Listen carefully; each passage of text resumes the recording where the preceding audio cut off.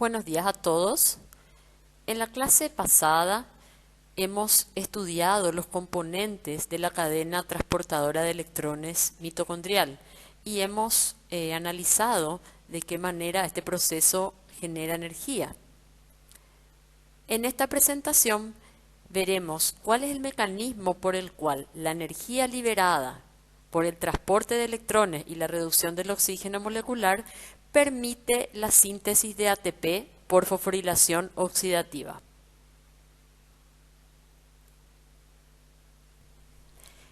La reacción de fosforilación de ADP con fosfato inorgánico para generar ATP es un proceso endergónico con un valor de delta G estándar de 31 kJ por mol. La síntesis endergónica del ATP a partir de ADP y fosfato inorgánico en la mitocondria es catalizada por el complejo ATP sintasa, impulsado por el transporte mitocondrial de electrones.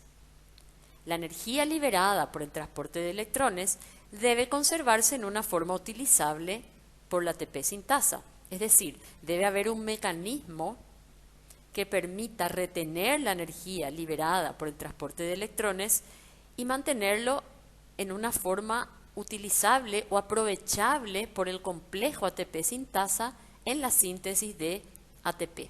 Esto es lo que se conoce como acoplamiento, ¿verdad? Ya en la década de los 50, 60 del siglo anterior, los científicos estuvieron interesados en estudiar el mecanismo de acoplamiento entre la cadena transportadora de electrones y la fosforilación oxidativa.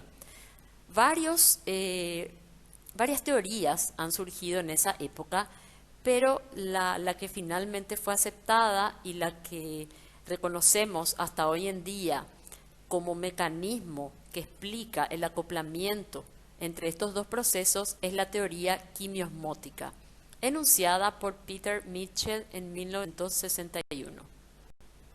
La teoría quimiosmótica, enunciada por Peter Mitchell en 1961, sostiene que el transporte de electrones hace que los complejos 1, 3 y 4 bombeen protones a través de la membrana mitocondrial interna desde la matriz, una región de baja concentración de protones, al espacio intermembrana con una elevada concentración de protones, es decir, en contra de un gradiente de concentración, generando entonces un gradiente electroquímico, denominado gradiente protón motriz.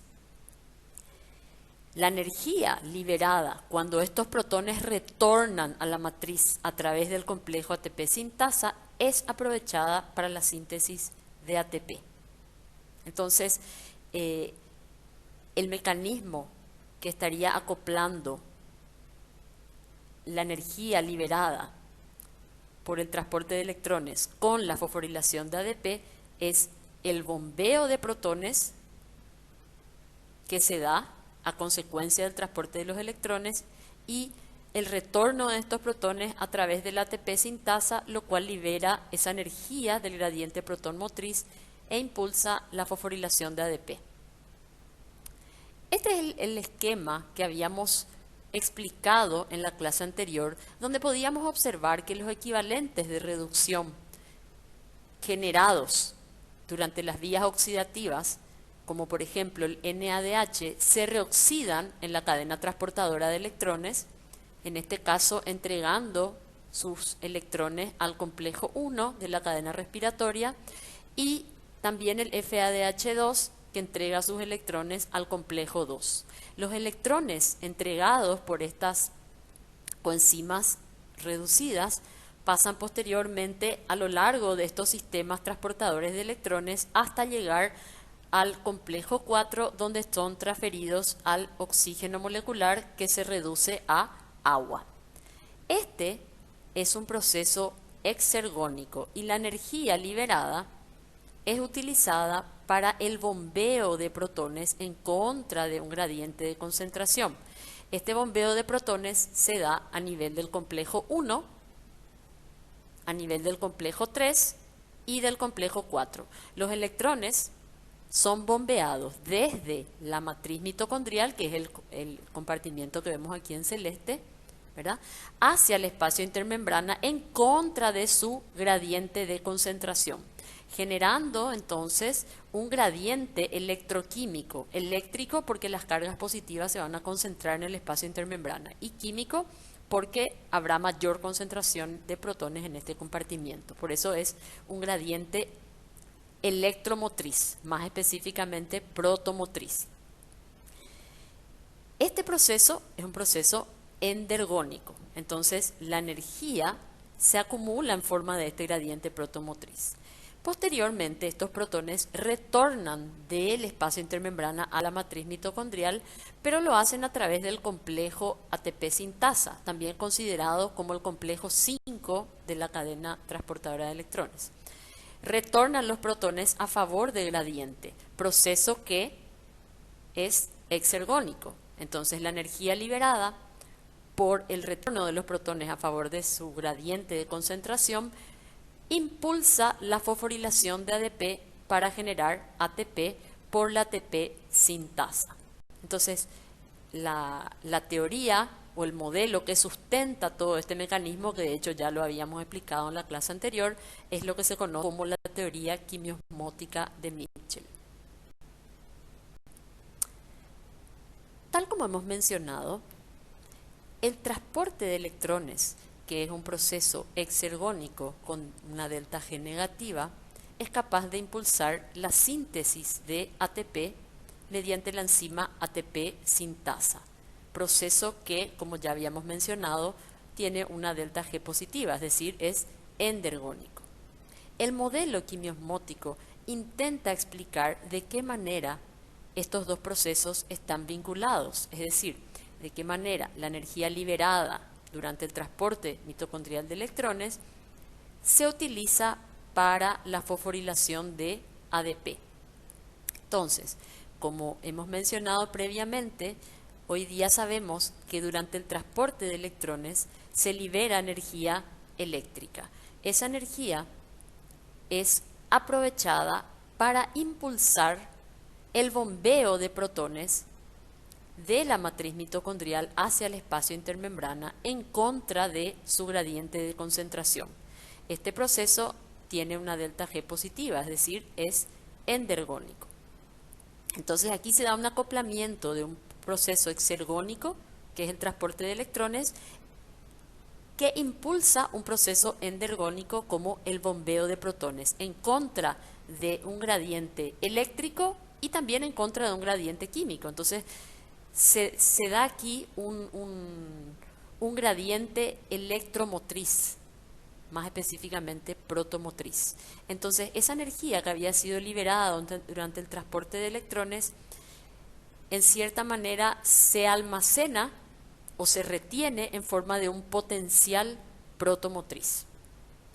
Posteriormente, cuando estos protones retornan del espacio intermembrana a la matriz a través del complejo ATP sintasa, proceso que implica liberación de energía, es decir, es un proceso exergónico, ya que los protones retornan a favor de este gradiente electroquímico, la energía liberada es utilizada para impulsar la fosforilación de ADP, proceso que, como habíamos mencionado, tiene una delta G positiva, es decir, es un proceso endergónico. De esta manera, entonces, la energía eléctrica que se había generado durante el transporte mitocondrial de electrones termina convirtiéndose en energía potencial química contenida en las moléculas de ATP. En esta figura podemos visualizar de qué manera se acoplan energéticamente los cuatro procesos que hemos mencionado previamente. Este compartimiento más oscuro que vemos arriba corresponde al interior de la matriz mitocondrial. Esta sería la membrana mitocondrial interna y el compartimiento más claro que vemos abajo representa al espacio intermembrana. En mitocondrias con elevado consumo de oxígeno, es decir, mitocondrias que están oxidando combustibles activamente, el pH de la matriz es elevado en relación al pH del espacio intermembrana, dado que a consecuencia del transporte de electrones se están bombeando protones de la matriz hacia el espacio intermembrana. Entonces la concentración de protones en la matriz es más baja, por tanto el pH más elevado. Por su parte, debido al mismo evento de bombeo de protones, la matriz tendrá mayor concentración de cargas negativas en relación al espacio intermembrana. A su vez, el espacio intermembrana que está recibiendo los protones tendrá por ende un pH más bajo, es decir, mayor concentración de protones y mayor densidad de cargas positivas. Es decir, se establece un gradiente electroquímico mediante ese bombeo de protones. Ahora bien, ¿cómo se acoplan todos estos procesos? Por una parte, el transporte de los electrones a través de los complejos 1 al 4 en conjunto constituye un proceso exergónico, es decir, tiene una delta G negativa, libera energía. Los complejos transportadores acoplan esta liberación de energía debida al transporte de electrones a favor de una diferencia de potencial redox positiva con el bombeo de protones hacia el espacio intermembrana, proceso, como ya hemos mencionado, endergónico. Posteriormente, estos protones retornan a la matriz mitocondrial a través de un canal de protones que forma parte del complejo ATP sintasa. Este retorno de protones a favor de su gradiente electroquímico constituye un proceso exergónico, que es acoplado por la ATP sintasa con la fosforilación de ADP para dar ATP, proceso endergónico. Entonces, de esta manera, el sistema de transporte de electrones produce el acoplamiento entre el transporte de electrones y el bombeo de protones. Y por su parte, la ATP sintasa acopla el retorno exergónico de los protones a la matriz con la síntesis endergónica de ATP. Si nos fijamos en este diagrama, podemos visualizar que durante el transporte mitocondrial de electrones, los protones son bombeados en contra de un gradiente electroquímico. Eléctrico porque, como podemos visualizar en la figura, hay una diferencia de cargas entre la matriz y el espacio intermembrana. La matriz tiene mayor concentración de cargas negativas, mientras que en el espacio intermembrana hay mayor concentración de cargas positivas. Por otra parte, también hay un gradiente de concentración, es decir, hay mayor concentración de protones en el espacio intermembrana que en la matriz. Podemos decir entonces que la matriz es básica y con carga negativa en relación al espacio intermembrana. O, lo que es lo mismo, el espacio intermembrana es ácido y con carga positiva en relación a la matriz. Cuanto más intensas sean las vías oxidativas y el transporte de electrones, mayor será este gradiente electroquímico entre el espacio intermembrana y la matriz.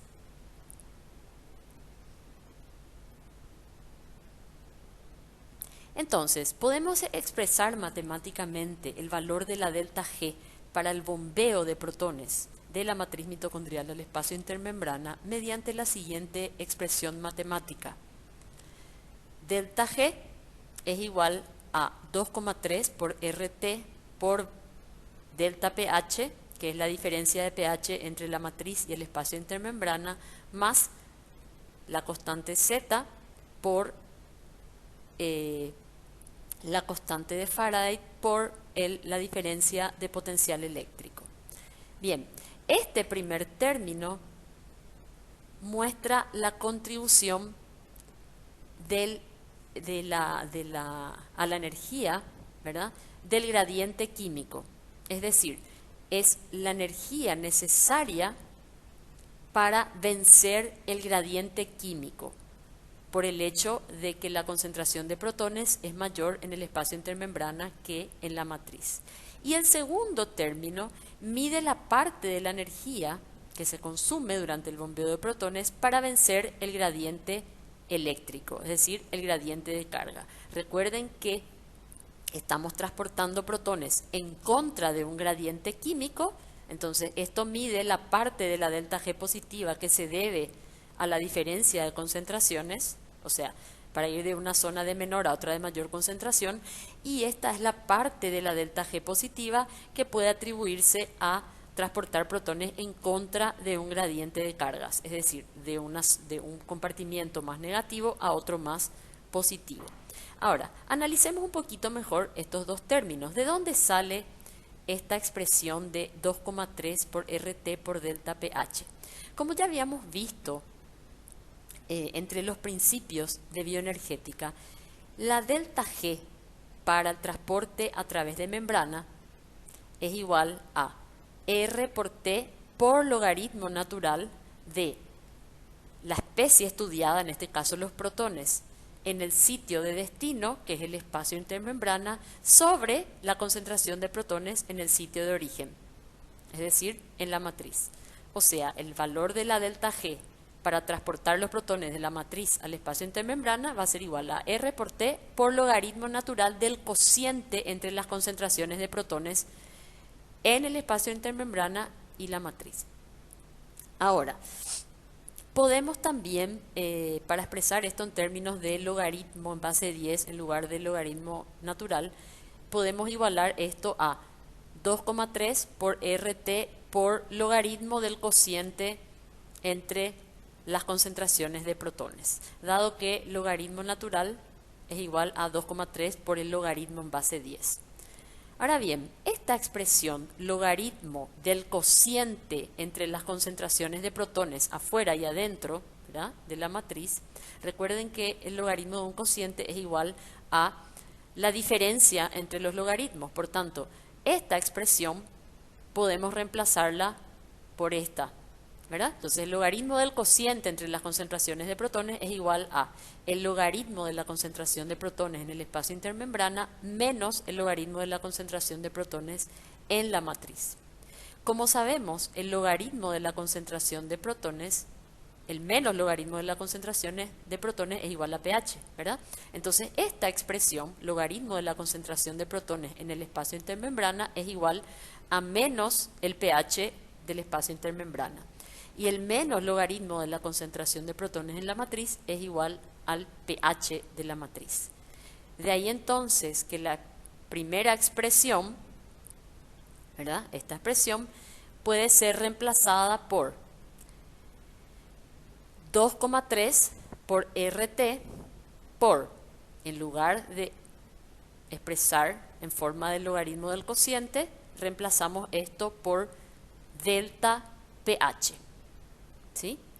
Entonces, este término representa la contribución a la delta G positiva de la energía para vencer el gradiente químico. En cuanto al segundo término, decíamos que es la parte de energía que se necesita para vencer el gradiente eléctrico. Z es la carga de un protón, F es la constante de Faraday, ¿verdad? Y este término representa a la diferencia de potencial eléctrico de membrana, debido a la diferencia de cargas, a la mayor concentración de carga positiva en el espacio intermembrana. En los hepatocitos, la diferencia de pH entre la matriz y el espacio intermembrana es de 0,75, es decir, 0,75 unidades mayor es el pH de la matriz que el del espacio intermembrana. La diferencia de potencial es de 0,168 voltios, es más negativo en la matriz, como ya hemos visto. Y finalmente el valor de la delta G positiva para el transporte, para el bombeo de protones es de 21,5 kilojoules por mol. Como ya hemos visto, esta es la energía necesaria para bombear los protones, ¿verdad? Cuando esos protones retornen a través del ATP sintasa, liberarán una energía similar o un poco menor a esta, ¿verdad? Esa energía será liberada y será utilizada para la fosforilación de ADP.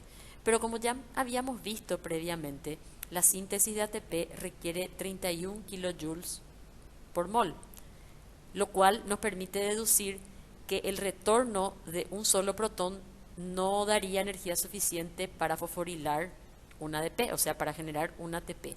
De hecho, como veremos posteriormente, por cada 3 o 4 protones que retornan a la matriz mitocondrial, se libera energía suficiente para fosforilar un ADP, es decir, para generar un ATP. Debemos recordar que siempre en los procesos acoplados una parte de la energía se pierde. La ATP sintasa es un complejo multiproteico que permite el acoplamiento entre el retorno de los protones hacia la matriz mitocondrial y la fosforilación de ADP. Es una proteína transmembrana con múltiples subunidades y una masa molecular total de 450 kilodaltons. Se la conoce también como F1-FO ATPasa, dado que está compuesta por dos unidades funcionales, la porción FO, que es la que podemos observar aquí, inserta en la membrana, y la porción F1, que se encuentra expuesta hacia la matriz y tiene una forma aproximadamente esférica. Es ahí donde reside la actividad ATPasa. Ambas porciones funcionales están unidas entre sí a través de un tallo que las atraviesa. Pasemos entonces ahora a una descripción más detallada de estos componentes del ATP sintasa. En cuanto a la porción FO, se encuentra constituida por varias subunidades de tipo A, de tipo B, C y delta. Existen 12 subunidades C idénticas que se asocian formando un anillo que atraviesa la membrana. Este anillo transmembrana hace las veces de rotor. Es una estructura giratoria que gira cada vez que ingresan protones del espacio intermembrana hacia la matriz a través de un canal de protones que está compuesto por la subunidad A, como podemos observar aquí. Por su parte, dos subunidades de tipo B y una subunidad delta forman un tallo externo que conecta la porción FO con la porción superior del segmento F1.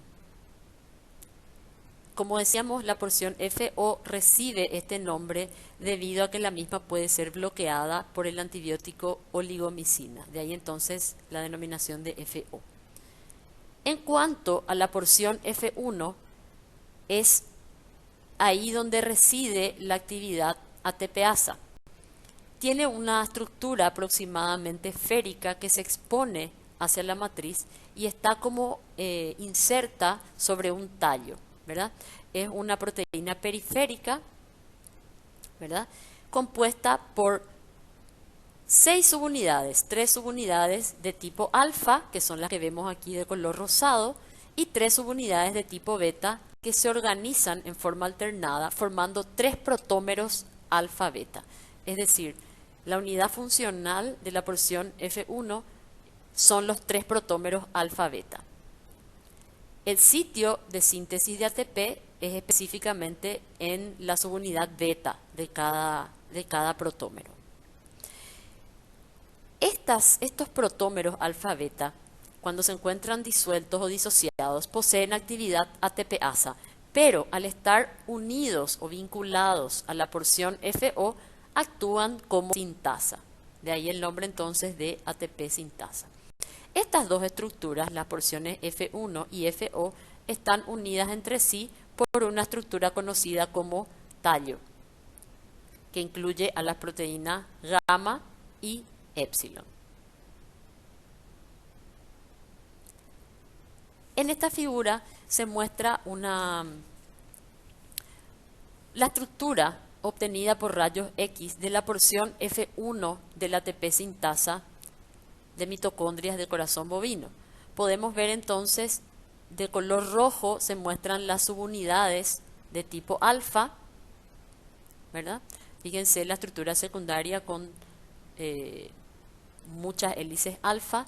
De color amarillo se muestra en forma de cintas la estructura de las subunidades beta, ¿verdad? Y en la porción central lo que podemos ver es la proteína gamma que forma parte del tallo. Fíjense que las subunidades alfa y beta se organizan en torno al tallo como los gajos de una mandarina, ¿verdad? Aquí al lado se muestra un diagrama, sería un diseño informatizado, ¿verdad? De la porción F1, la porción FO y el tallo que une ambos segmentos.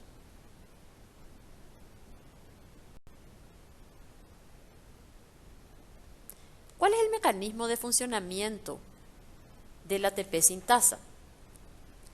El mecanismo de síntesis de ATP por traslocación de protones llevado a cabo por este complejo multiproteico puede dividirse conceptualmente en tres fases. En primer lugar, la traslocación de protones por el componente FO, el acoplamiento de la disipación de este gradiente de protones con la síntesis de ATP y la catálisis de la formación del enlace fosfanhídrido del ATP por el componente F1.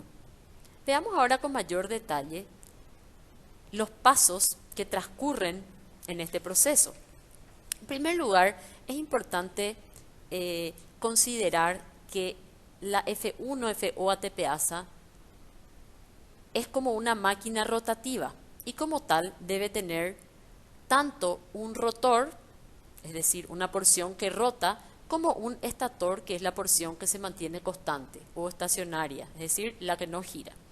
En este complejo se cree que el rotor está constituido por el anillo C, es decir, anillo formado por las 12 subunidades C, y las dos proteínas del tallo, gamma y épsilon, que son las que giran a medida que los protones van pasando. Por otra parte, la unidad A junto con las dos unidades B, la subunidad delta y el esferoide alfa 3 beta 3 constituyen el estator, es decir, la porción que no gira dentro de la estructura, ¿verdad? Bueno, la rotación de este anillo C que está inserto en la membrana con respecto a la subunidad A que se mantiene estacionaria es impulsada por la migración de protones desde el espacio intermembrana hacia la matriz, es decir, desde afuera hacia adentro. Entonces el paso de los protones es lo que hace girar al anillo C. Entonces, cuando los protones ingresan por la subunidad A, lo hacen a través de un canal hidrófilo entre esta y el anillo C. Entonces, se unen a una de las 12 subunidades C. Luego, este anillo C rota casi una vuelta completa. Mientras tanto, los protones que van ingresando se van uniendo a subunidades C sucesivas a medida que pasan por este canal de ingreso, hasta que cada una de las subunidades, luego de una vuelta completa, llegan a un segundo canal hidrófilo entre la subunidad A y el anillo, que se abre hacia el interior, es decir, hacia la matriz, donde se libera este protón. Bien, este movimiento o giro del rotor, del anillo, ¿verdad?, hace girar a su vez el tallo formado por las proteínas gamma y épsilon. Este giro del tallo se transmite al esferoide alfa 3 beta 3, en el cual promueve cambios conformacionales de cada uno de los protómeros alfa beta. Estos cambios conformacionales se traducen finalmente en la fosforilación de ADP, formación de ATP. Este conjunto de cambios conformacionales con síntesis de ATP se conoce como mecanismo de cambio de unión. Entonces, a continuación hablaremos un poco más de este mecanismo. Esta figura representa el componente F1 con sus 3 protómeros alfa beta. Fíjense, aquí vemos esto que está en rojo, representaría uno de los protómeros.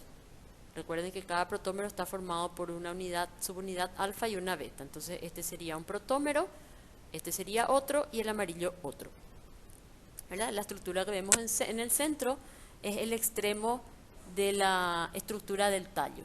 Entonces, De acuerdo con el llamado mecanismo de cambio de unión, cada uno de estos protómeros puede encontrarse o se encontraría en un estado conformacional diferente, denominados como L, T y O.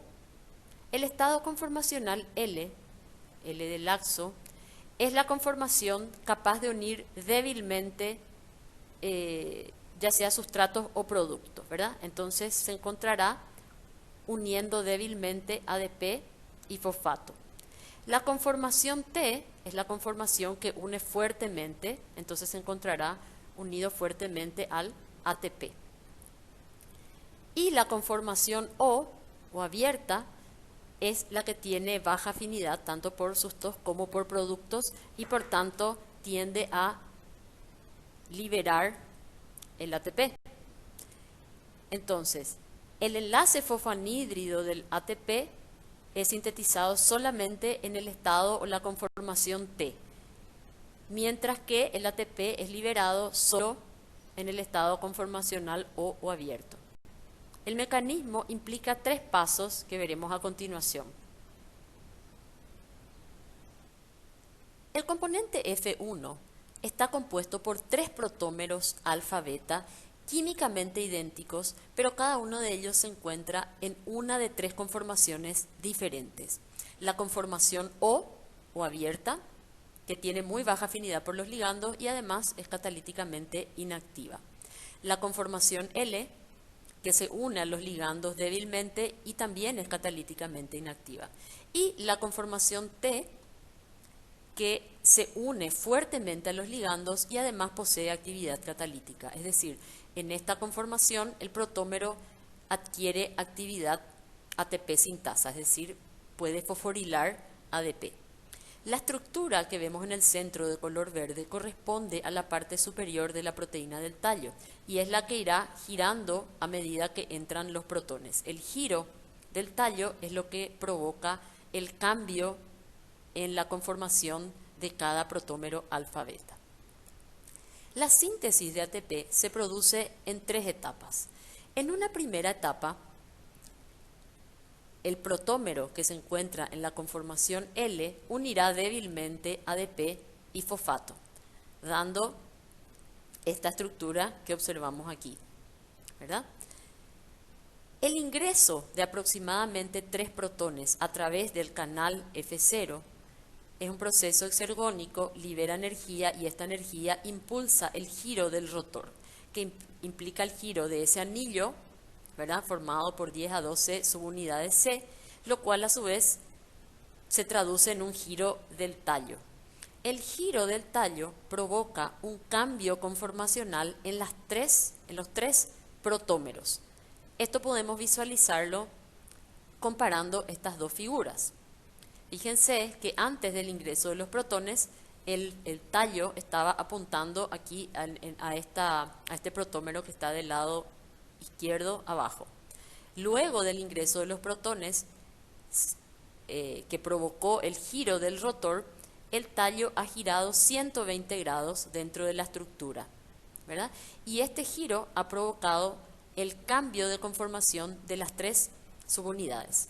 De los 3 protómeros. El protómero que se encontraba en conformación L y unía débilmente ADP y fosfato, ahora pasó a conformación T y a unir fuertemente a estos 2 sustratos. Además, ha adquirido actividad catalítica. El protómero que estaba en la conformación T, uniendo fuertemente a ATP, ahora pasó a la conformación O, que no posee prácticamente afinidad por el ATP. Y el que estaba en la conformación abierta ahora pasó a la conformación laxa. Entonces, lo que sucede a continuación se debe justamente a estos cambios de conformación que han sufrido cada uno de los 3 protómeros. Entonces, la subunidad T, el protómero que está en la conformación T, ya que posee actividad catalítica, fosforila ADP para formar ATP. Al mismo tiempo que el protómero que se encuentra en la conformación O, que ha perdido afinidad por el ATP, lo libera, llegando a un estado equivalente al que teníamos al inicio. Entonces, esta serie de 3 pasos impulsados por el retorno de protones a través del canal de la porción FO permite la síntesis de una molécula de ATP. Cada vez que ingresan un aproximado de 3 protones por el canal FO, produce un ciclo similar a este, en el cual los 3 protómeros cambian su conformación y esto resulta en la síntesis de un nuevo ATP y en la liberación del ATP que había sido sintetizado en el ciclo anterior. De esta manera, ¿ya? El ingreso de aproximadamente 10 protones, cerca de 10 protones, permite la síntesis de 3 ATP, con lo cual podría concluirse que se necesita el ingreso de aproximadamente protones para provocar el giro del rotor que permite la síntesis de una molécula de ATP. Además de esto, sabemos que para la síntesis de ATP se requiere del ingreso de un grupo fosfato del espacio intermembrana de la matriz, el cual viene acompañado de un protón, lo cual en realidad se calcula que se necesitan aproximadamente 4 protones, es decir, el ingreso de 4 protones a la matriz por cada ATP sintetizado. 3 protones para provocar el giro del rotor y 1 para introducir el grupo fosfato.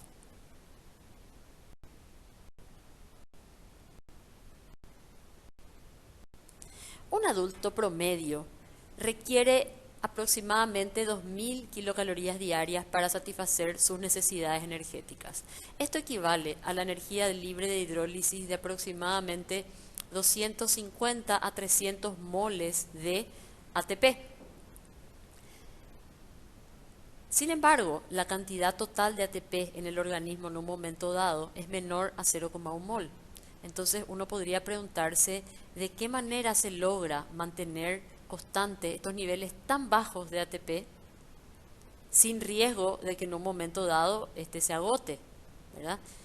¿Por qué debe mantenerse niveles tan bajos? Porque el ATP no se puede almacenar. Entonces debe sintetizarse solamente lo que se va a utilizar en el momento. Entonces esto requiere de mecanismos muy finos y eficientes de regulación de la fosforilación oxidativa.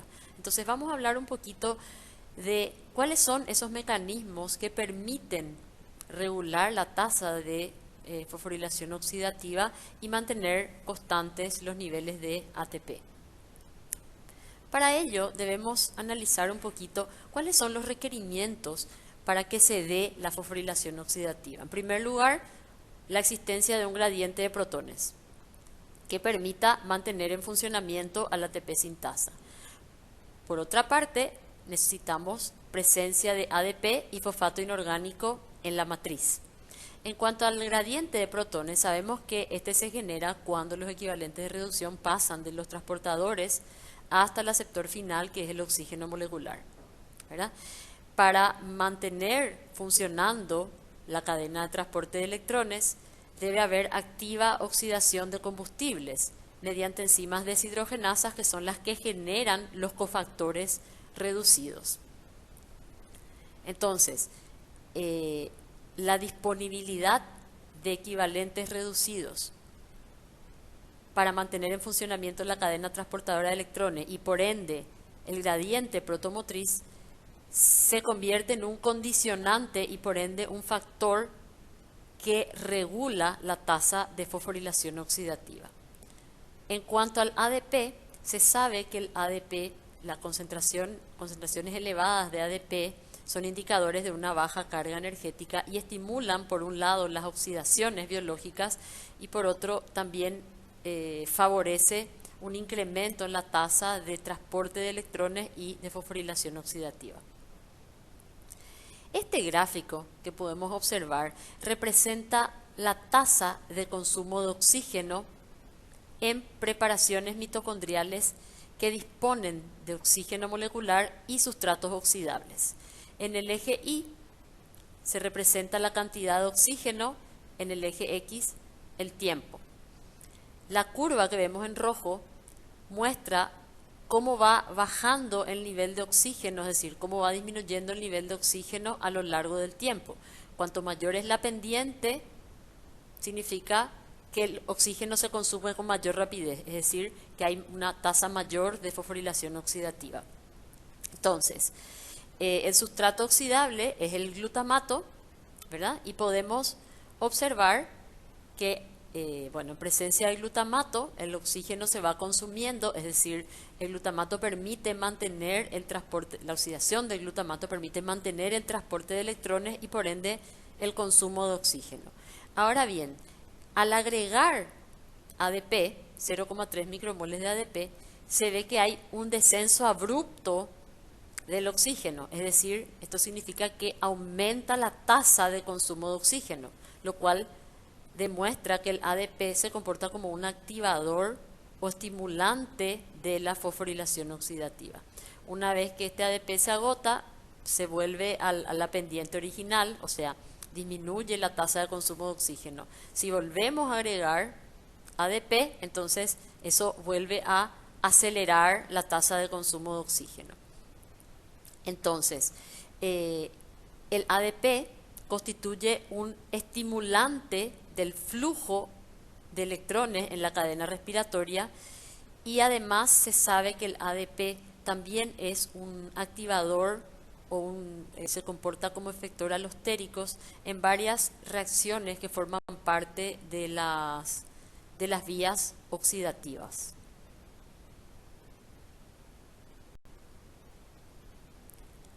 Otro factor importante que tiene relación con la tasa de consumo de oxígeno y con la fosforilación oxidativa es la disponibilidad de ADP en la matriz mitocondrial para constituirse en sustrato del ATP sintasa. Recordemos que el ATP se sintetiza en la mitocondria, en la matriz mitocondrial, y en su mayor parte es consumido en el citosol. Es decir, el ATP debe salir de la mitocondria al citosol. Por el contrario, el ATP se hidroliza en el citosol dando ADP y fosfato inorgánico.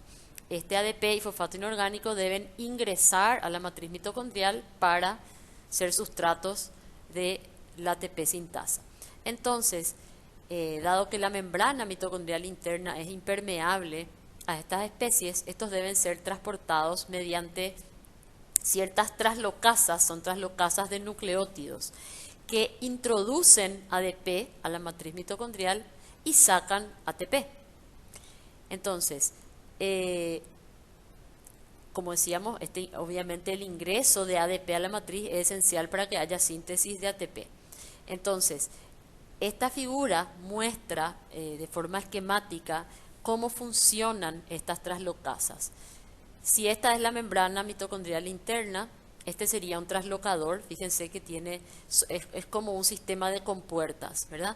Que en una conformación se abren hacia la matriz, ¿verdad? Permitiendo que en este caso el ATP se incorpore, ¿verdad? A la estructura.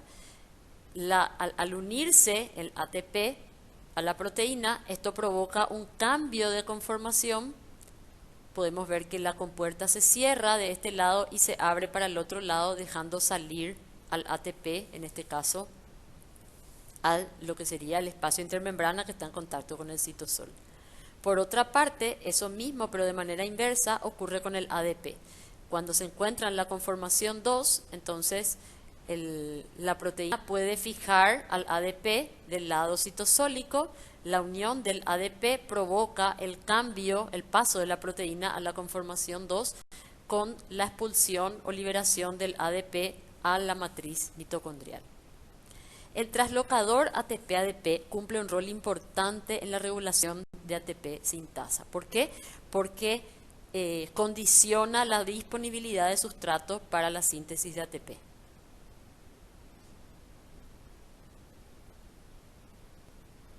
Este diagrama que podemos observar aquí muestra la ATP sintasa. Vemos aquí que la porción F1 está en contacto con la matriz, ¿verdad?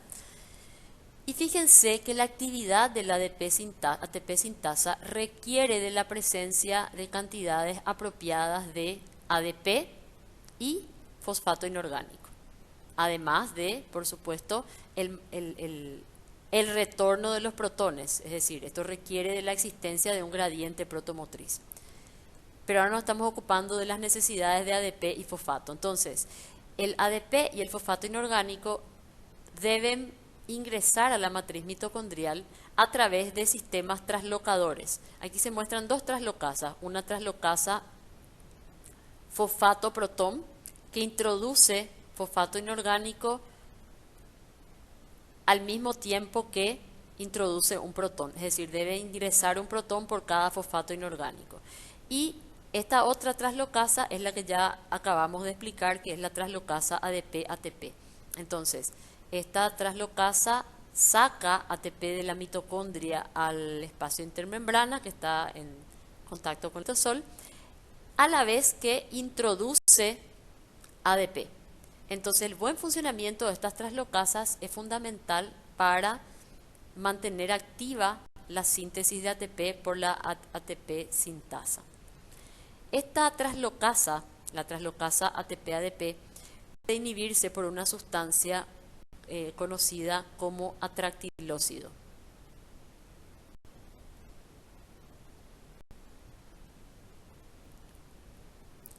Habíamos mencionado que la concentración de ADP es un factor que regula la tasa de fosforilación oxidativa, ¿verdad? Este permite el acoplamiento entre la cadena transportadora y la fosforilación de ADP.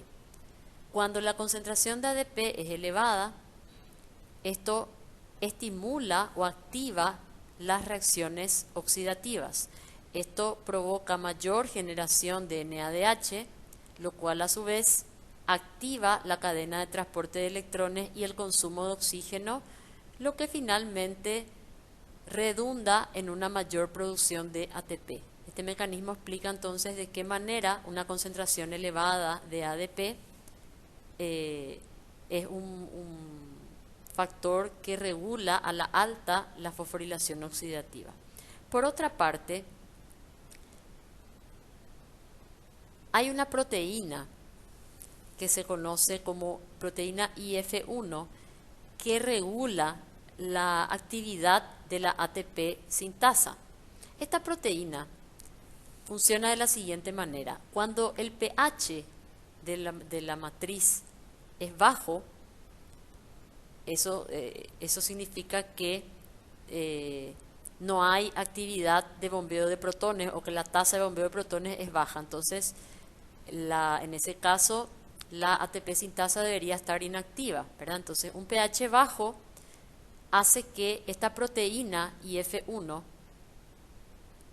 se encuentre activa en forma dimérica. Esta proteína, la proteína IF1, es inhibidora de la ATP sintasa. Entonces, cuando está activa, mantiene a la ATP sintasa inactiva. Por otra parte, cuando el pH de la matriz es elevado, quiere decir que hay activo bombeo de protones y por tanto es necesario que la ATP sintasa esté funcionando. En este caso, un pH alto hace que la proteína IF1 se encuentre en forma tetramérica y en este estado la proteína es inactiva y por ende no puede inhibir a la ATP sintasa. La ATP sintasa se mantiene activa y esto favorece la síntesis de ATP. Entonces, estos son los mecanismos mediante los cuales se regula la tasa de fosforilación oxidativa para mantener constante los niveles de ATP en el organismo.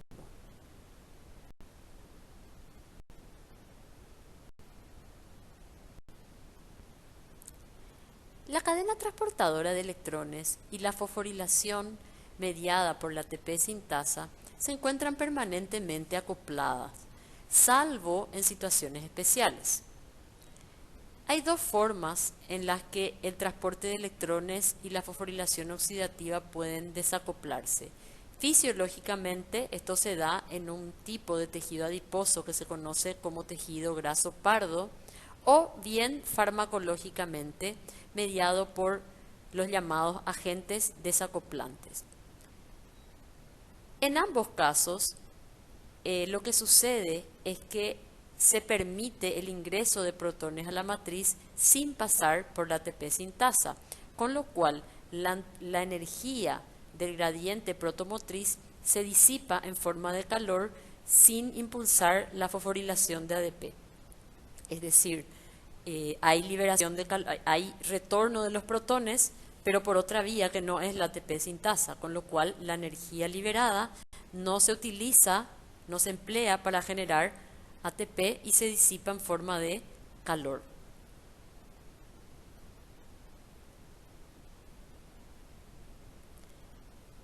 Hablemos primeramente del desacoplamiento fisiológico.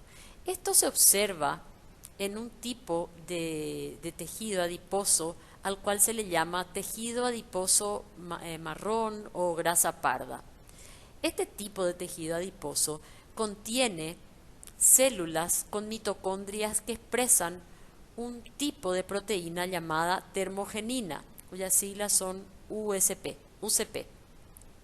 Estas proteínas funcionan como una suerte de canales de protones que permiten el ingreso de los protones a la matriz mitocondrial sin pasar por la ATP sintasa, desacoplando entonces la oxidación de combustibles de la producción de ATP. Este mecanismo resulta útil para generar calor en los recién nacidos, o sea, mantener su temperatura corporal en un proceso que se conoce como termogénesis sin temblor. Y también utilizan mucho los animales que hibernan para mantener su temperatura. Este fenómeno de termogénesis por la proteína UCP se activa hormonalmente por acción de la noradrenalina, sobre todo en respuesta al frío. La unión de noradrenalina a sus receptores en las células adiposas activan la lipólisis y la oxidación de ácidos grasos sin producción normal de ATP, es decir, con generación de calor. En esta figura se muestra una célula del tejido adiposo pardo.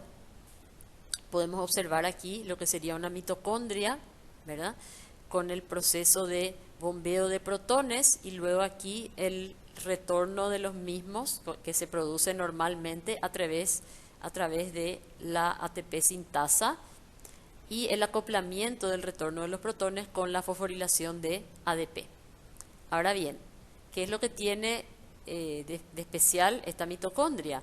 Que presenta estos canales, esta proteína UCP o termogenina que constituye un canal de protones, es decir, en ciertas situaciones permitirá el retorno de los protones a la matriz sin pasar por la ATP sintasa. Este canal de protones está normalmente bloqueado por nucleótidos purínicos como ATP, ADP, GTP y GDP.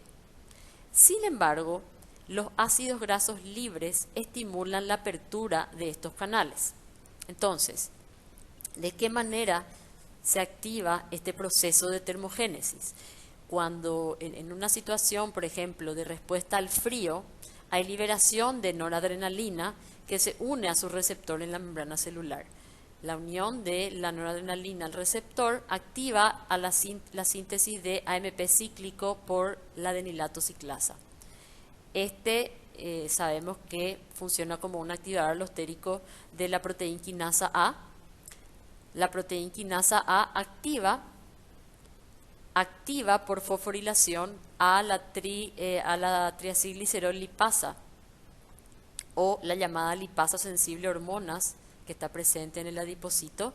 Una vez que esta triacilglicerol lipasa está activa, procede a la hidrólisis de los triacilgliceroles de la grasa de reserva, ¿verdad? Se liberan entonces ácidos grasos al citosol celular y estos ácidos grasos libres activan la apertura del canal de la proteína termogenina, permitiendo el ingreso de los protones a la matriz mitocondrial sin pasar por la ATP, con lo cual se disipa el gradiente protomotriz, desacoplando la oxidación de combustibles de la fosforilación de ADP.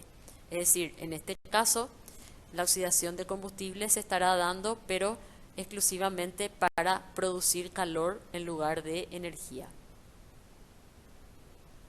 El desacoplamiento puede darse también por acción de ciertos fármacos. Este fenómeno se observa por exposición a ciertas sustancias denominadas agentes desacoplantes. Estos son compuestos liposolubles que se protonan o desprotonan según el pH, transfiriendo protones a través de la membrana mitocondrial sin pasar por la ATP sintasa, funcionando entonces de manera análoga a lo que ya mencionáramos para la termogenina. Es decir, permiten el retorno de los protones del espacio intermembrana a la matriz, evitando su paso por la ATP sintasa, con lo cual desacoplan el gradiente de protones de la fosforilación oxidativa. Entonces, como resultado, habrá un elevado consumo de sustratos, es decir, la tasa de oxidaciones aumenta, también aumenta el consumo de oxígeno, pero no hay fosforilación porque la concentración de ADP se mantiene elevada. Habíamos mencionado previamente que concentraciones elevadas de ADP activan las reacciones oxidativas. Entonces, como no hay fosforilación de ADP, en este caso la concentración de ADP se mantendrá elevada y esto hará que las reacciones oxidativas ocurran a una tasa muy acelerada. Entonces, habrá transporte de electrones, habrá bombeo de protones al espacio intermembrana, pero debido a que este se encuentra acoplado de la fosforilación oxidativa, no habrá síntesis de ATP. La energía será liberada en forma de calor, en lugar de sintetizar ATP. En estos casos, ante el consumo de estos fármacos, se da una importante termogénesis, es decir, aumenta mucho la temperatura. En el siglo pasado, este tipo de drogas se llegaron a usar para bajar de peso. De hecho, es una forma muy efectiva de bajar de peso, ¿verdad? Porque toda la energía liberada por la oxidación de los combustibles, en lugar de servir para generar ATP, se desprende, o sea, se libera en forma de calor. Entonces es muy eficiente para aumentar la degradación de las grasas. Sin embargo, hubo personas que incluso llegaron a la muerte a causa del potente efecto termogénico que tenían estas sustancias. Se daba una situación en la cual empezaba a aumentar la fiebre, era una situación de hipertermia que no respondía a ningún tratamiento. Debido a estos efectos, el uso de este tipo de drogas ha sido posteriormente prohibido.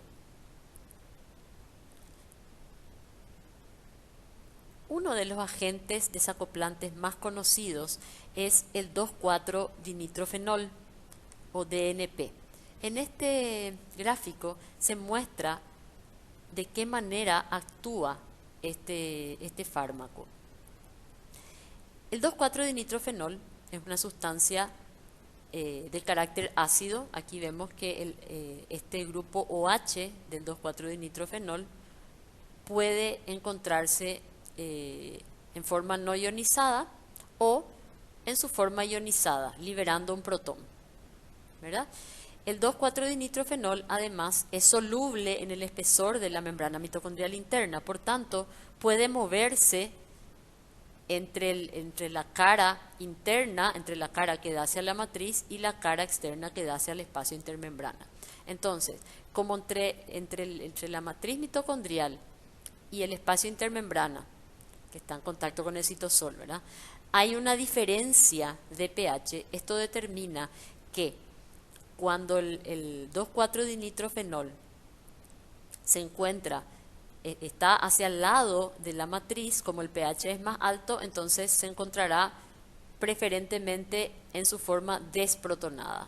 Mientras que cuando va hacia la cara externa de la membrana interna, se encuentra con el espacio intermembrana que tiene un pH más bajo, es decir, hay mayor concentración de protones. Esto hace que el equilibrio de ionización del 2,4-dinitrofenol se desplace hacia la forma protonada. Entonces, el 2,4-dinitrofenol en el espacio intermembrana va a fijar protones, ¿verdad? Aumentando su forma protonada o no ionizada.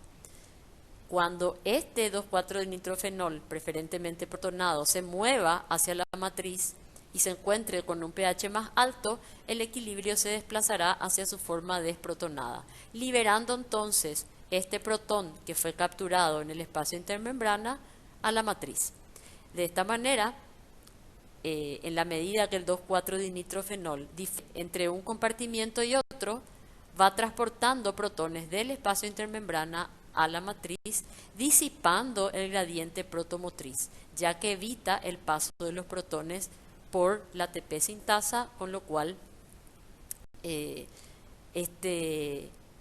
esta energía motriz es disipada en forma de calor en lugar de generar ATP. Un tema del cual aún no nos hemos ocupado, pero que resulta de gran interés en este punto, es el destino de los equivalentes de reducción de origen citosólico. En especial, los NADH que son generados durante la reacción glicolítica catalizada por la gliceraldehído 3-fosfato deshidrogenasa. Esto es importante porque bien sabemos que la energía para la fosforilación de ADP por la ATP sintasa procede de la oxidación de combustibles y de la reoxidación de las coenzimas reducidas NADH y FADH2.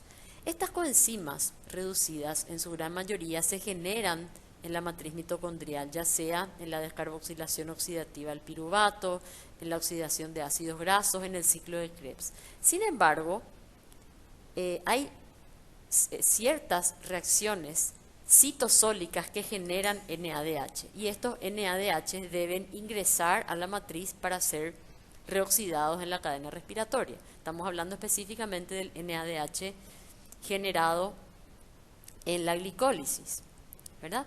Entonces, hay dos formas de regenerar el NADH producido en el citosol.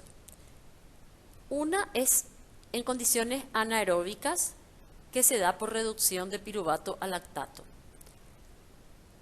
En condiciones aeróbicas, el NADH producido en la glicólisis debe ser transportado o transferido a la matriz mitocondrial para poder entregar sus electrones a la cadena transportadora. Dado que la membrana mitocondrial interna es impermeable al NADH, este debe ingresar a través de unos sistemas de lanzaderas. Y hay dos tipos de lanzaderas, la lanzadera glicerol-fosfato y la lanzadera de malato aspartato, de las cuales hablaremos a continuación. ¿Qué son las lanzaderas? Son conjuntos de enzimas y proteínas transportadoras que facilitan el traslado de los equivalentes de reducción sin necesidad de que el NADH tenga que ingresar a la matriz mitocondrial.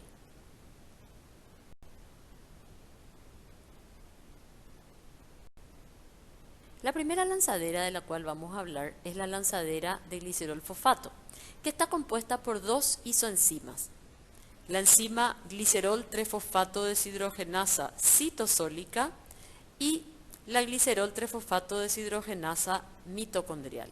Es decir, catalizan la misma reacción, difieren solamente en la localización. Ya habíamos hablado de este tipo de isoenzimas. La glicerol 3-fosfato deshidrogenasa citosólica reduce la dihidroxiacetona fosfato a glicerol 3-fosfato, reoxidando el NADH a NAD. La glicerol 3-fosfato deshidrogenasa mitocondrial oxida el glicerol 3-fosfato a dihidroxiacetona fosfato, reduciendo el FAD a FADH2. Esta se encuentra en la cara externa de la membrana mitocondrial interna. Como veremos posteriormente, esta lanzadera tiene la desventaja de que no conserva el rendimiento energético del NADH, dado que el NADH se reoxida en el citosol generando el glicerol 3-fosfato, pero posteriormente la reoxidación de este glicerol 3-fosfato en la genera FADH2 y no NADH, con lo cual el rendimiento en términos de ATP será menor cuando los equivalentes de reducción del NADH ingresan por este sistema de lanzaderas. Esto tiene que ver con el hecho de que, como sabemos, en este caso, los equivalentes de reducción ingresarán a la cadena transportadora de electrones a través del complejo 2 que no bombea protones. Veremos ahora una animación en la cual podremos observar de qué manera funciona el sistema de la lanzadera de glicerol fosfato. Esta estructura que se muestra corresponde a la membrana mitocondrial interna. Entre esta y la línea de puntos que está en rojo, que es la membrana mitocondrial externa, se encuentra el espacio intermembrana. Por fuera de la línea de puntos, el citosol. Entonces, lo que veremos es de qué manera los NADH generados en el citosol llegan a la membrana mitocondrial interna donde transcurre el transporte de electrones. Entonces, como sabemos, la glicólisis en una reacción catalizada por la gliceraldehído 3-fosfato deshidrogenasa genera NADH. Este NADH es utilizado en el citosol para reducir la dihidroxiacetona fosfato por acción de la enzima glicerol 3-fosfato deshidrogenasa, generando entonces glicerol 3-fosfato, ¿verdad? Y NAD oxidado. Es decir, mediante la enzima glicerol 3-fosfato deshidrogenasa se ha utilizado los equivalentes de reducción del NADH para reducir la dihidroxiacetona fosfato a glicerol 3-fosfato. Fíjense que es reducción de cetona a alcohol. Posteriormente, este glicerol 3-fosfato puede ingresar a la mitocondria a través de un sistema transportador. Una vez dentro de la mitocondria, el glicerol 3-fosfato se reoxida ahora por acción de la enzima gliceraldehído de glicerol 3-fosfato deshidrogenasa mitocondrial. Pero esta oxidación es dependiente de FAD. Entonces, el glicerol 3-fosfato se oxida nuevamente a dihidroxiacetona fosfato y el FAD se reduce a FADH2. Estos equivalentes de reducción en forma de FADH2 son entregados directamente a los componentes del complejo 2 y posteriormente a la coenzima Q, que se reduce, ¿verdad? Posteriormente la coenzima Q entrega los electrones al complejo 3, al complejo 4 a través del citocromo C y luego al oxígeno molecular. En el proceso, el FADH se reoxida a FAD. Posteriormente, esta dihidroxiacetona fosfato que se ha generado en la oxidación sale nuevamente al citosol y de esta manera se cierra el ciclo. Entonces, por cada NADH generado en la glicólisis, eso se traduce en la formación de un FADH2 a nivel de la membrana mitocondrial interna, que entregará sus electrones a los demás complejos de la cadena transportadora, ¿verdad? Y permitirá la generación de ATP. Como decíamos, la desventaja de este sistema es que equivalentes de reducción que fueron generados en forma de NADH, que podrían rendir 3 ATP cada uno, se traducirán en electrones que llegarán que serán transportados en forma, que ingresarán a la cadena de transporte de electrones en forma de FADH2, el cual sabemos tiene un rendimiento energético más bajo. El otro sistema de lanzaderas es el sistema de lanzadera malato-aspartato. Este sistema es bastante más complejo que el anterior. Está compuesta por 4 enzimas y 2 transportadores. Tenemos primeramente 2 isoformas de la enzima malato deshidrogenasa y también dos isoformas de otra enzima que es la aspartato aminotransferasa o AST. Estas dos isoformas de malato deshidrogenasa son una citosólica y la otra mitocondrial. La malato deshidrogenasa citosólica oxida el NADH a NAD, reduciendo el oxalacetato a malato. Este NADH es el NADH justamente que ha sido generado en el citosol, ¿verdad? Y que no puede ingresar a la mitocondria. Entonces, lo va a hacer disfrazado de malato, ¿verdad? Entonces, se utiliza para reducir oxalacetato en malato. Como veremos después, este malato ingresa a la mitocondria y dentro de la mitocondria actúa la malato deshidrogenasa mitocondrial revirtiendo esta reacción. Oxida el malato con NAD, regenerando NADH dentro de la matriz mitocondrial. Por otra parte, también resulta fundamental la acción de las dos isoformas de la aspartato aminotransferasa. Hay una mitocondrial y una citosólica. La aspartato aminotransferasa mitocondrial cataliza la transaminación entre oxalacetato y glutamato para dar aspartato y alfa-cetoglutarato. La citosólica hace la reacción opuesta, aspartato más alfa-cetoglutarato para dar oxalacetato más glutamato. De hecho, que estamos hablando de reacciones reversibles, pueden ocurrir en ambos sentidos, por tanto son gobernadas por acción de masa. Entonces el sentido de la reacción lo da las diferencias de concentraciones entre sustratos y productos de la enzima. Además, este sistema consta de dos transportadores. Un transportador de aminoácidos que intercambia aspartato por glutamato y un transportador hidroxiácido cetoácido que intercambia malato por alfa-cetoglutarato. Vamos a entender mejor la composición de este sistema y su funcionamiento cuando veamos el esquema, la figura, ¿verdad? Donde se representa este sistema de lanzaderas. Bien, entonces este es el esquema que representa a la lanzadera malato-aspartato y vamos a ir analizándolo por parte. El compartimiento de la izquierda representa el espacio intermembrana en contacto con el citosol. Esta es la membrana mitocondrial interna y del lado derecho tenemos entonces la matriz. Bien, entonces lo que queremos es de alguna manera permitir el paso de los equivalentes de reducción generados en el citosol en forma de NADH, que estos puedan ser transportados a la matriz, ¿verdad? Como no pueden pasar, entonces estos NADH generados en el citosol son utilizados por la malato deshidrogenasa citosólica para reducir el oxalacetato a malato. ¿Sí? Fíjense que dos hidrógenos del NADH se incorporan en este carbono, ¿verdad?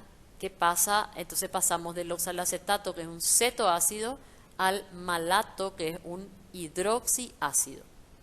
Este malato puede ingresar a la matriz mitocondrial en intercambio por alfa-cetoglutarato. Este es el transportador hidroxiácido cetoácido que habíamos mencionado. Entonces, ingresa malato, pero para que pueda ingresar malato debe salir alfa-cetoglutarato.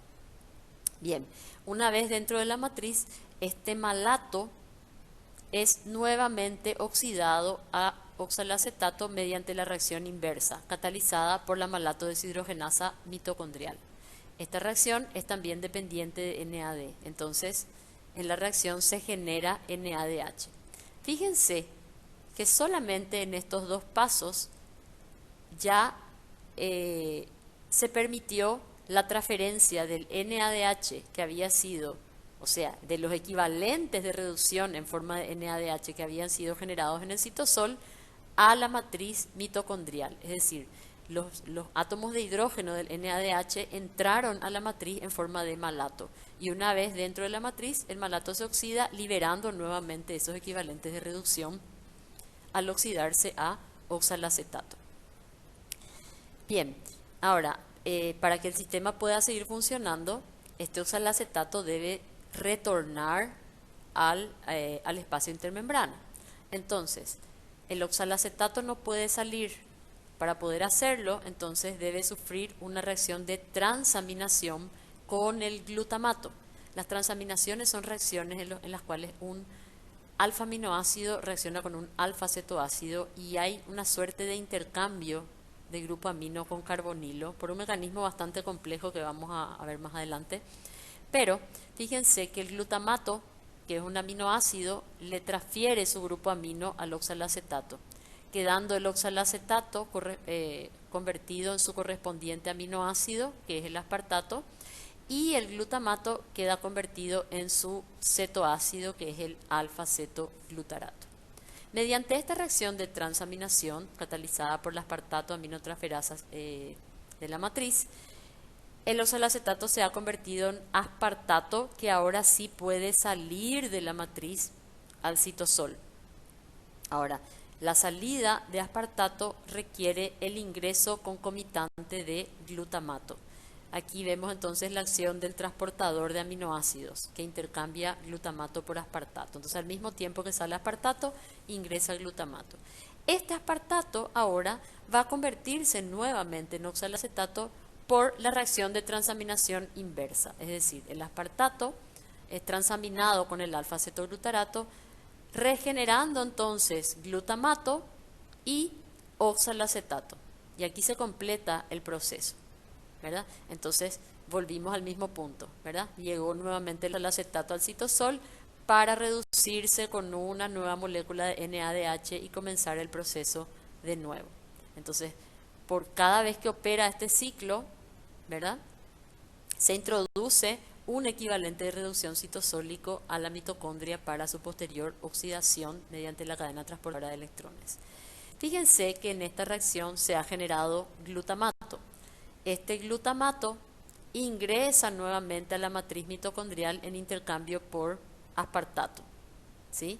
Dentro de la matriz, el glutamato por transaminación genera alfa-cetoglutarato que sale nuevamente al citosol en intercambio por malato. Entonces es necesario toda esta secuencia, este ciclo de reacciones de oxidación, reducción y de transaminaciones para poder ingresar el NADH generado en el citosol a la matriz mitocondrial para su posterior oxidación. La ventaja de este sistema de lanzaderas es que, si bien es más complejo de entender, ¿verdad?, no hay pérdida de rendimiento de los equivalentes de reducción generados en el citosol, dado que por cada NADH generado en el citosol se va a formar un NADH en la matriz mitocondrial.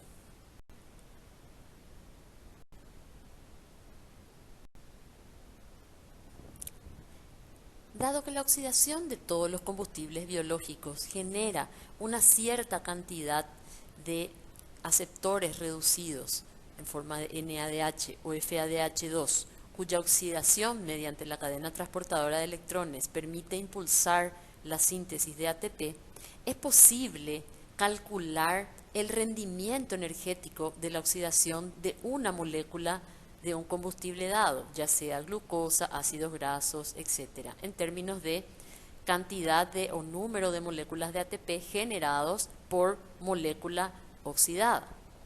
Nos concentraremos en el cálculo del balance energético de la oxidación total de la glucosa. Este rendimiento o balance energético puede ser calculado por molécula o por mol, indistintamente. Los parámetros disponibles para los cálculos son el número de NADH y FADH2 producidos por la oxidación de cada molécula de glucosa, el número de protones bombeados y el número de ATP generados en estos procesos. El cálculo de rendimiento en ATP puede basarse tanto en la cantidad de equivalentes de reducción que han sido generados en forma de NADH y FADH2 y la relación PO para cada uno de ellos, o bien también podría calcularse el rendimiento en base al número de protones bombeados en cada caso. Vamos a concentrarnos en el cálculo de rendimiento basado en el número de equivalentes de reducción producidos y sus respectivas relaciones PO. Pasemos ahora a definir el concepto de relación PO. El número de moléculas de ATP que pueden generarse por la reoxidación de las coenzimas NADH y FADH2 depende del número de protones que son bombeados durante la reoxidación de las mismas. Dado que la reoxidación de una unidad, de una molécula de NADH o de FADH2 permite la reducción de un átomo de oxígeno, puede entonces calcularse la cantidad de ATP generada por átomo de oxígeno reducido para una especie dada. Por ejemplo, podemos calcular la relación PO para una molécula de NADH, que sería la cantidad de ATP generada cuando una molécula de NADH reduce a un átomo de oxígeno. Lo mismo para el FADH2. Entonces, es el número, puede definirse la relación PO como una relación estequiométrica que expresa el número de ATP generados por reducción de un átomo de oxígeno. Dependiendo de qué reacción de deshidrogenación se trate, por ejemplo, en el caso de las reacciones de oxidación de piruvato, malato, alfa-cetoglutarato, isocitrato y beta-hidroxibutirato, estas reacciones de deshidrogenación son dependientes de NAD y generan, por tanto, el cofactor reducido NADH. En el caso de las reacciones de oxidación de succinato, oxidación de ácidos grasos y glicerol 3-fosfato en las mitocondrias, son reacciones dependientes de FAD, por tanto generarán FADH2. Estos cofactores reducidos entregan sus electrones al complejo 1 y al complejo 2 respectivamente. En el caso del NADH,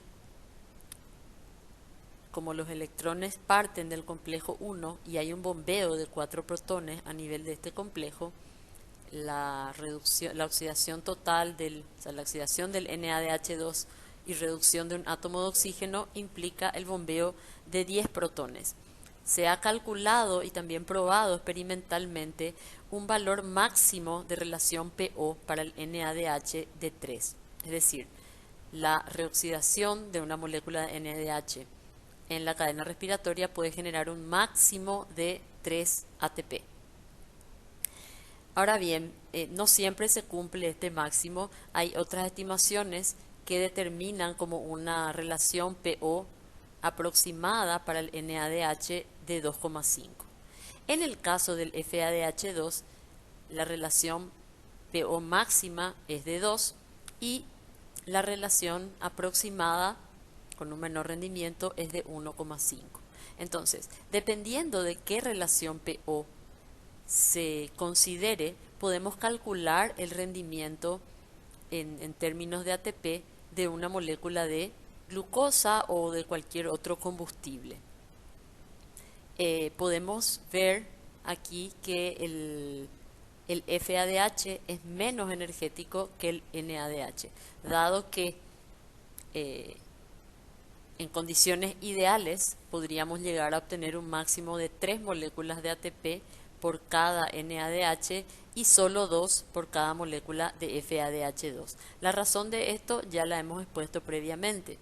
El NADH tiene un potencial redox más negativo que el FADH2, por tanto, la diferencia de potencial redox asociada a la transferencia de electrones del NADH al oxígeno molecular es mucho mayor, por tanto, la delta G negativa también es mayor que en el caso de la reacción de reducción del oxígeno molecular por el FADH2. En esta tabla se detallan el número de equivalentes de reducción en forma de NADH o FADH2, el número de ATP generados por fosforilación a nivel de sustrato y fosforilación oxidativa y el número de protones bombeados por la oxidación completa de la glucosa a CO2, dióxido de carbono. Basada en una relación PO de 3. Entonces, aquí tenemos todas las reacciones de la glicólisis, ¿verdad? Por lo menos las más importantes. La reacción de la piruvato deshidrogenasa y las reacciones del ciclo de Krebs. Veamos entonces, en cuanto a los equivalentes de reducción, en la glicólisis se generan 2 NADH por cada glucosa, o sea, un total de 2. Otros 2 en la reacción catalizada por la piruvato deshidrogenasa, 3 NADH en el ciclo de Krebs, las reacciones catalizadas por isocitrato deshidrogenasa, alfa-cetoglutarato deshidrogenasa y malato deshidrogenasa, y 2 FADH2. Los totales del ciclo de Krebs son entonces 6 NADH y 2 FADH2. Recuerden que por cada molécula de glucosa se dan 2 vueltas del ciclo de Krebs porque se forman 2 acetilcoenzima A. Entonces, hay un total de 10 NADH generados y 2 FADH2 por oxidación total de una molécula de glucosa. En cuanto a la cantidad de ATP, la producción neta de ATP por fosforilación a nivel de sustrato es de 2 en la glicólisis y 2 en el ciclo de Krebs. En cuanto a la cantidad de ATP obtenida por fosforilación oxidativa, si tomamos como relación PO de 3 para el NADH y 2 para el FADH2, tenemos entonces por los 2 NADH de la glicólisis, 2 por 3, 6, son 6 ATP. Entonces tenemos un total de 6 ATP por fosforilación oxidativa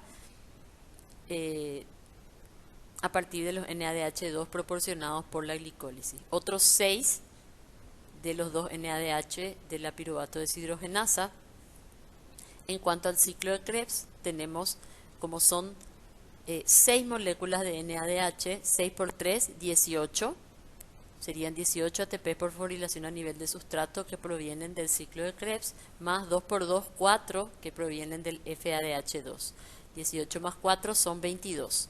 Tenemos entonces 22 ATP que podrían ser generados por fosforilación oxidativa a partir de los equivalentes de reducción del ciclo de Krebs. Si sumamos entonces todas estas moléculas de ATP, tenemos entonces un total de 12 más 22 son 34 moléculas de ATP por fosforilación oxidativa. 34 más 2 son en total 38 ATP. Entonces se generan un máximo de 38 ATP por molécula de glucosa oxidada. Yo puedo decir que son 38 moléculas de ATP por cada molécula de glucosa o bien 38 moles de ATP por mol de glucosa.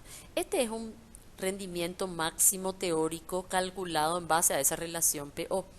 Pero sabemos que pueden darse pérdidas. En primer lugar, debemos recordar que si los equivalentes de reducción del citosol ingresan a partir de la lanzadera de glicerol fosfato, ya tenemos una pérdida de 2 ATP, en ese caso sería 36 nomás. Aparte, se sabe que el rendimiento real es más bajo que ese valor PO de 3 para el NADH y 2 para el FADH2. Por eso hablamos de un máximo teórico. En cuanto al número de protones bombeados, sabemos que por cada NADH se bombean 10 protones. Entonces, 2 NADH de la glicólisis equivalen a 20 protones. Otros 20 por la carboxilación oxidativa del piruvato. En el caso del ciclo de Krebs, como son 3 NADH por 2, 6, ¿verdad? Cada uno de ellos implica el bombeo de 10 protones, por tanto 6 por 10, 60, más 12 que vienen de los 2 FADH2 son 72.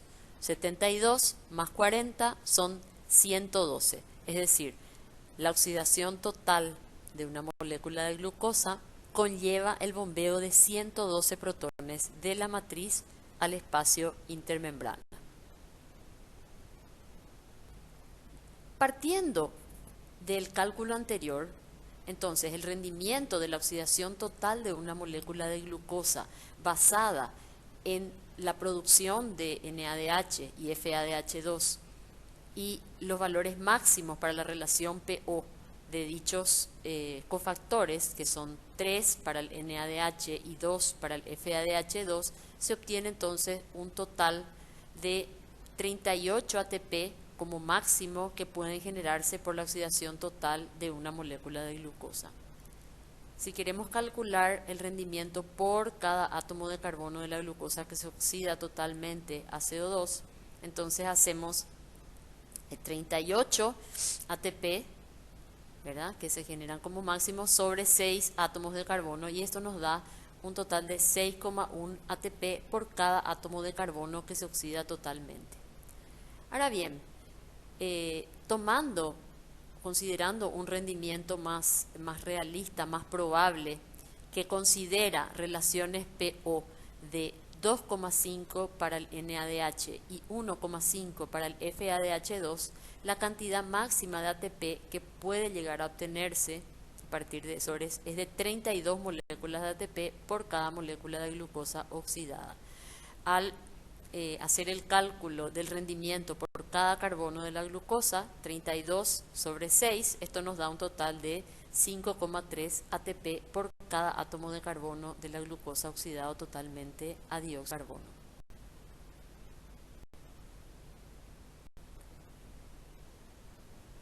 En esta tabla se muestran algunas deshidrogenasas que son dependientes de NAD, por tanto generarán NADH y darán un rendimiento de 2,5 a 3 ATP por cada equivalente de reducción generado. Estas son las enzimas que oxidan el gliceraldehído 3-fosfato, el etanol, el piruvato, el isocitrato, el alfa-cetoglutarato, el malato, el hidroxiacil-CoA, por la hidroxiacil-CoA deshidrogenasa, que es una enzima que participa en la beta-oxidación, la desaminación oxidativa del glutamato por la glutamato deshidrogenasa, la deshidrogenación de alfa-cetoácidos de cadena ramificada, del beta-hidroxibutirato y del acetaldehído. Como verán, la mayor parte de las deshidrogenasas del metabolismo oxidativo son dependientes de NAD. También hay otras que son dependientes de FAT y por tanto, como resultado de la catálisis obtendremos FADH2, que según el rendimiento que hemos calculado permitirá obtener entre 1,5 y 2 ATP por cada par de electrones entregados al oxígeno. Tenemos entre estas la deshidrogenasa del succinato, succinato deshidrogenasa, la deshidrogenasa del glicerol 3-fosfato, la isoenzima mitocondrial, la acil-coenzima A deshidrogenasa y la acil-coenzima A deshidrogenasa de cadena ramificada.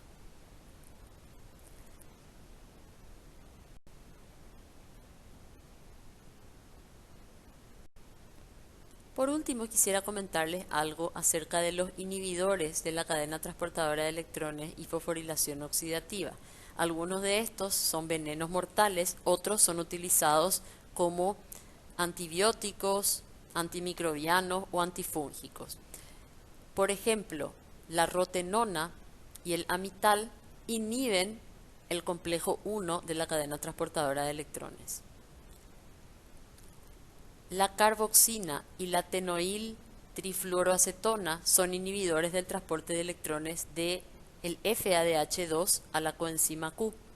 Fíjense que es interesante el plantearse la situación de qué podría ocurrir frente a alguno de estos inhibidores. Por ejemplo, si agregamos uno de estos inhibidores que impiden el paso de los electrones del FADH2 a la coenzima Q, no habrá un bloqueo total de la cadena transportadora porque aún podrán seguir llegando a la coenzima Q los electrones que proceden del complejo 1. Lo mismo podemos decir en el caso de la rotenona o el amital, ¿verdad? Estos bloquearán el paso de los electrones del complejo 1 a la coenzima Q, pero no así los que proceden del complejo 2, aunque en este caso en realidad el bloqueo será más importante. Tenemos por otra parte la antimicina A y la astigmastelina, que son inhibidores del complejo 3. En este caso, sí, en presencia de estos inhibidores, el bloqueo será total, ya que todos los electrones deben pasar por el complejo 3 antes de llegar a la citocromo oxidasa. El cianuro es un potente veneno, es en realidad un inhibidor del complejo 4, de la citocromo oxidasa.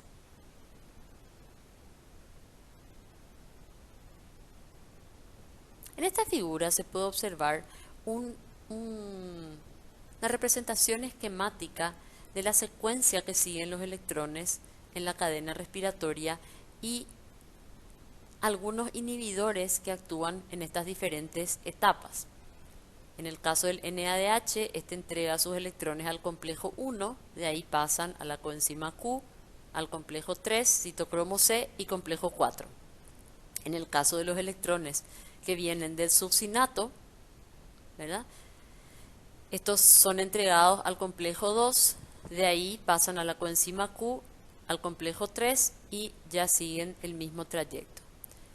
Recordemos que a nivel del complejo 1, del complejo 3 y del complejo 4 hay bombeo de protones, ¿verdad? Estos protones bombeados generan el gradiente protomotriz y cuando los mismos retornan a través del ATP sintasa, esto permite la síntesis de ATP, es decir, la fosforilación de ADP por el componente F1 del ATP sintasa. Entonces, veamos cuáles son los efectos de los diferentes inhibidores o bloqueantes, ya sea de la cadena transportadora o de la fosforilación oxidativa. Por ejemplo, podemos ver aquí que el malonato es un inhibidor de la succinato deshidrogenasa. Ya le habíamos mencionado al malonato cuando hablamos del ciclo de Krebs. Entonces, va a impedir la oxidación del succinato a fumarato y con ello la generación del FADH2. La carboxina actúa como un bloqueante del paso de los electrones del complejo 2 a la coenzima Q. El amobarbital o amital y la rotenona, así también la pyrisidina A, bloquean el paso de los electrones del complejo 1 a la coenzima Q. Por tanto, no permitirán la reoxidación del NADH. La antimicina A bloquea el paso de los electrones a través del complejo 3. En caso del cianuro, el monóxido de carbono y el ácido sulfídrico bloquean la reducción del oxígeno molecular por los componentes del complejo 4 o citocromo oxidasa. Entonces, dependiendo del tipo de inhibidor que se encuentre presente, los transportadores que quedan a la izquierda del bloqueo permanecen reducidos y los que quedan a la derecha permanecen oxidados. Pero en cualquiera de los casos habrá un bloqueo parcial o total de transporte de electrones y por ende de la fosforilación de ADP. Ahora bien, en el caso de los agentes desacoplantes, como podemos ver, estos en realidad no bloquean el transporte de electrones, tampoco bloquean al ATP sintasa. Lo que hacen es desacoplan el transporte de electrones de la fosforilación de ADP, ya que disipan el gradiente de protones. Entonces no inhiben ni un proceso ni otro, simplemente que la oxidación del NADH y el FADH, correspondiente transporte de electrones, no permitirá la fosforilación de ADP, ya que el gradiente de protones generado será disipado por estas especies desacoplantes. El ejemplo más típico es el 2,4-dinitrofenol. En cuanto a la oligomicina, habíamos mencionado que es un inhibidor del ATP sintasa a nivel del componente FO. Por lo tanto, impide el ingreso de los protones a través del canal y con ello, por supuesto, también impide la fosforilación de ADP. Con esto damos por finalizada la unidad 7. Una vez más, muchas gracias a todos por su atención.